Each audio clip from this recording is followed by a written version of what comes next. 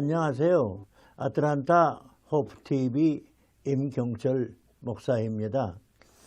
요한복음 13장 15절에 이런 말씀이 있습니다. 내가 너희에게 행한 것 같이 너희도 행하게 하려 하여 본을 보였노라. 오늘부터 몇 시간 동안은 사랑에 대해서 말씀을 나누고 싶습니다. 주님께서 우리에게 보여주신 사랑과 우리 사랑을 중심으로 교제를 할까 생각합니다. 우리가 믿는 하나님은 사랑이시라고 성경에 말씀을 하였고 하나님은 사랑이심을 우리가 믿습니다. 또 성경 신구약 성경 66권이 간추려서 말하면 사랑입니다. 하나님의 사랑, 성도의 사랑, 형제의 사랑. 신구약 성경이 사랑입니다. 기독교를 한마디로 말하면 사랑의 종교입니다. 사랑의 하나님을 믿고 사랑의 성경을 믿으며 그 안에서 생활하기를 힘쓰는 사람들이라고 생각합니다. 그렇게 생각할 때에 저는 목사로서 또 늘 설교한 사람으로서 정말 가슴 저리는 때가 많습니다. 과연 크리스찬은 사랑인가? 사랑이어야 하는데 내가 사랑의 사람이라고 말할 수가 있을까? 예수님은 대야에 물을 떠서 제자들의 냄새나는 발을 씻어주시면서 그 일이 끝난 뒤에 하시는 말씀이 내가 행한 것 같이 너희도 행하게 하려 하여 본을 보였노라 하면서 그가 가르치신 아버지와 아드님의 사랑에 대하여 우리에게 가르치시고 권고하시고 계십니다. 내가 너희를 사랑한 것 같이 너희도 서로 사랑하게 하려 하여 나는 이 사랑에 대하여 평생 은혜 받고 평생 말씀 상고하고 평생 말씀을 전했는데 그래도 부족한 말이 부족한 생각이 참 많습니다. 나누고 싶고 드리고 싶은 말씀을 충분히 못한 것 같은 아쉬움이 늘 있다는 말이지요. 오늘은 사랑을 이렇게 생각해 봤습니다. 이해하고 기다리는 것이다. 사람이 사람을 이해한다는 게 쉽지를 않습니다. 사람이 사람을 기다린다는 것이 그렇게 쉽지를 않습니다. 이해라는 것이 무엇입니까? 사리를 분별하여 생각하거나 해석하는 것을 말하는 것입니다. 수가성 여인이 있었습니다. 그를 예수님이 만났지요. 가서 네 남편을 데려오라 하니까 남편이 없다고 했지요. 그래서 내 남편이 5이었는데 지금 사는 것도 내 남편이 아니구나 하고 예수님이 말씀을 하셨습니다. 과연 예수님이 남편이 5이 있고 지금 하나도 말하자면 정식 결혼관계가 아닌 생활을 하는 여성인데 예수님이 그 여인을 어떻게 이해하셨을까? 자녀를 자기가 낳아놓고서도 자녀를 이해하지 못한다는 때가 많습니다. 나는 도무지 쟤를 이해하지 못하겠다. 친구를 수년을 사귀어놓고서도 난 너에 대해 네 말 정말 내가 이해가 안 가더라 하는 때가 있지요. 또는 부부관계로 부부생활을 하면서도 또 자식을 낳고 살면서도 어떤 때는 정말 당신 이해가 안 가 하고 의견이 대립되는 때도 있지요. 예수는 수가성 여인이 남편 5에 지금 사는 그 남편도 정식 결혼관계가 아님에도 불구하고 이 여자의 마음을 아셨습니다. 생활을 아셨습니다. 불쌍히 여기셨습니다. 그래서 이 여자야말로 평안이 복음의 평안이 필요한 사람이구나. 예수님은 그걸 아셨습니다. 사람이 사람을 알아준다는 것, 사람이 사람을 이해하여 받아준다는 것은 참으로 귀한 일이고 또 상대편의 무한정 행복한 일입니다. 그이가 성격이 어떻든 생활이 어떻든 사건에 어떻게 연루되었던 알아준다는 것, 이해할 수 있다는 것 보통 어려운 일이 아닙니다. 보통 따뜻한 일이 아닙니다. 또 받는 사람으로서는 보통 행복한 일이 아닙니다. 사랑이 무엇입니까? 나를 이해해 주는 사람이 있다는 것이 사랑을 받는 행복이고, 저 사람을 다른 사람은 이렇게 저렇게 말하지만 나는 그 사실을 알고 저 사람을 동정하고 대화하고 할 때 그것이 바로 사랑의 나눔입니다. 예수님은 이런 사랑을 가지고 이 땅에 오셨습니다. 하나님이 세상을 이처럼 사랑하사 아닙니까?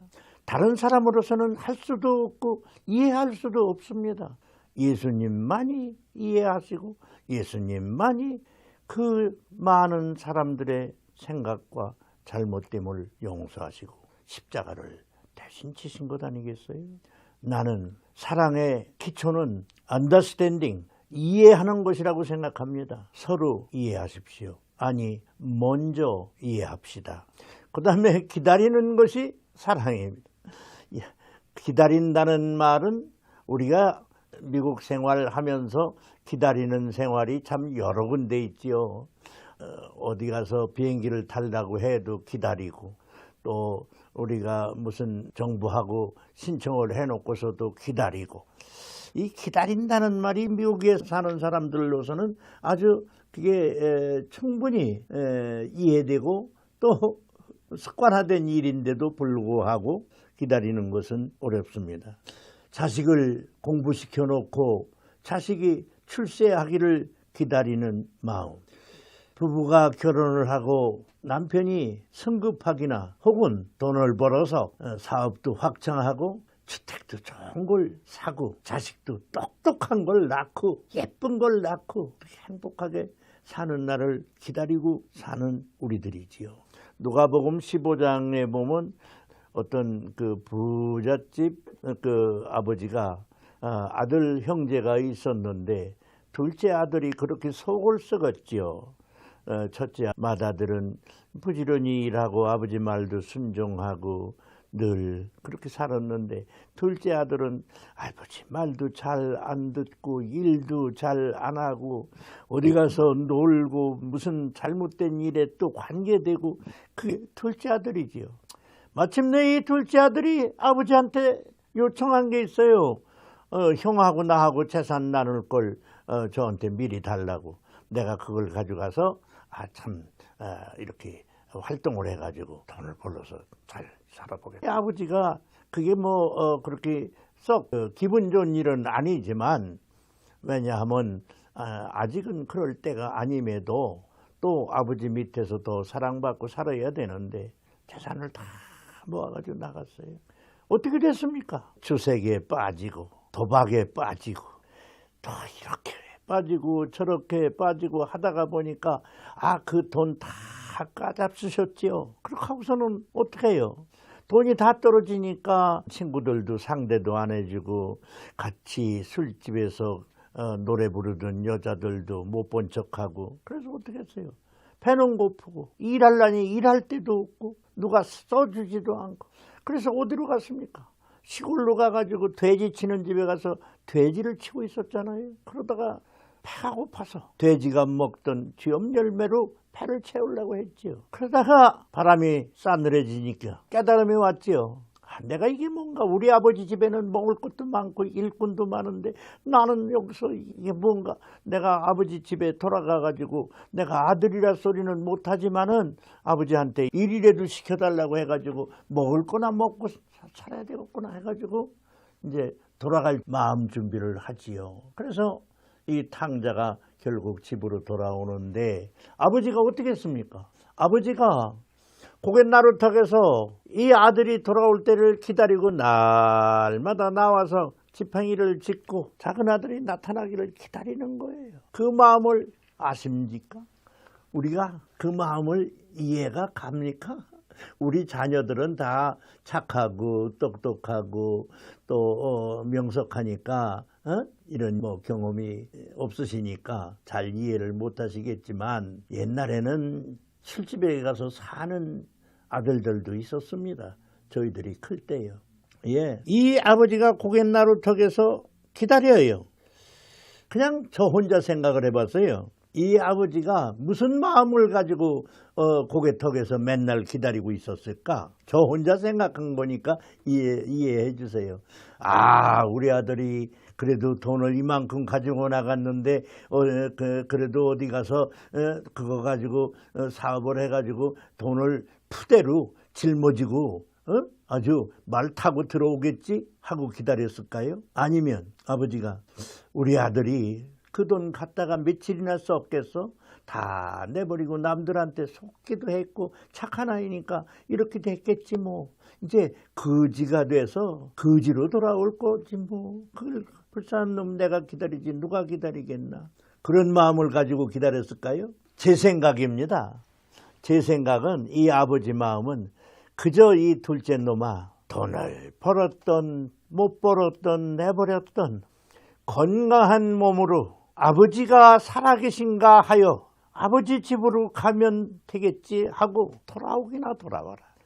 그게 기다리는 아버지입니다. 사랑하는 우리 형제 자매 부모님들, 저도요 세월이 이렇게 갈 줄 몰랐어요. 엊그저께 이렇게 참 지게지고 뭐 유행가도 부르고 하다가 예수 믿었는데 이렇게 벌써 나이가 이제 90이 되고 벌써 손자는 말할 것도 없고 정손이 생겼어요. 예, 할아버지들, 아버지들, 정조 할아버지들. 우리 정조 할아버지야 뭐 무슨 값 나가나요? 누가 그렇게 알아주나요? 그래도 우리 기다립시다. 아빠, 엄마 우리 기다립시다. 많은 기도도 하시고 많은 경제도 참 투자하시면서 자녀들을 위해서 그쵸? 질병에서 건지고 또 공부하는 거 후원하고 뭐든지 사달라면 사달라기 전에 사주기도 하고 그렇게 하면서 우리 자녀들을 기르셨죠. 그래도 아직 철이 안 난 애들도 있지요. 그래도 아직 직장도 못 얻은 사람도 있지요. 다 그런 건 아니지만요. 기다립시다. 더 기다립시다. 어느 땐가 그 아들이 돌아올 줄로 믿습니다. 저도 목회를 60년을 했습니다. 우리 목회자들 참 교인은 안 늘고 참 목회하는데 한 해 두 해 세월은 가고 답답하지요. 기다립시다. 쉬지 말고 기도하면서 밤낮으로 주님께 기도하면서 우리의 할 일 신방도 하고 전도도 하면서 기다립시다. 예수님이 제자들의 발을 씻어주셨습니다. 베드로가 절대 내 발은 못 씻는다고 했지요. 그런데 예수님이 안 씻으면 나하고 상관이 없다 하니까 아이고 예수님 씻어주세요 하고 손도 내밀었지요. 그렇다고 예수님이 그 손을 씻기신 다음에 베드로가 금방 변했나요? 그렇게 변하지 않습니다. 베드로가 변한 역사를 보세요. 예수님이 잡혀가시던 날도 3번이나 부인한 사람이에요. 예수님이 부활하신 뒤에 하나님의 말씀을 깨닫고 베드로가 믿음을 찾습니다. 자기 위치를 찾습니다. 부모님들이나 목회자들이나 오늘 자녀를 사랑하고 교인을 사랑하는 마음 같은 줄 압니다. 우리 사랑하기 때문에 기도하는 것 아니에요? 사랑하기 때문에 참는 것 아니에요? 이해합시다. 자녀들을 이해하고 교인들을 이해하고 기다립시다. 그게 사랑입니다.